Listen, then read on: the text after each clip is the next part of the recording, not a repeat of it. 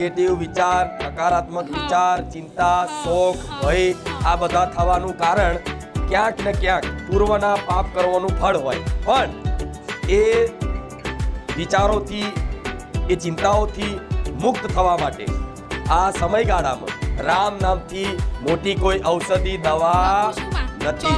હા, તો ધીરે ધીરે ધીરે ધીરે જો ગોળી ખાવ ને તો તાત્કાલિક અસર ના કરે, કલાક 2 કલાક રહીને અસર કરે.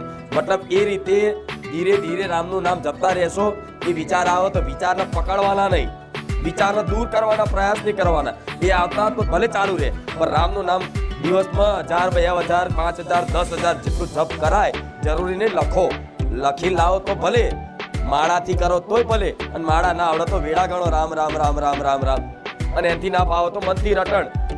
જીભ ઉપર રામનું નામ હશે ને, આપે રૂપે તમારો મનમાં અસંખ્ય ચિંતાઓ, શોખ હશે, બધી દૂર થઈ જશે અને બહારે તમારી ઉન્નતિ થશે.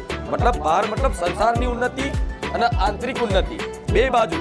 રામ નામ મણી દ્વીપ ધરું, જી દેરી દ્વાર, તુલસી ભીતર બાહે રહું, જો ચાહે ઉજિયાર. મતલબ રામ નામ મણી દ્વીપ આ જીભ ઉપર લાવી દે ને તો બહાર અને અંદર બે જગ્યાએ પ્રકાશ થઈ જાય. જેમ દરવાજા ઉપર તમે દીવો પ્રગટાવો તો ઘરમાં અંદર અને બહાર બે બાજુ પ્રકાશ થાય.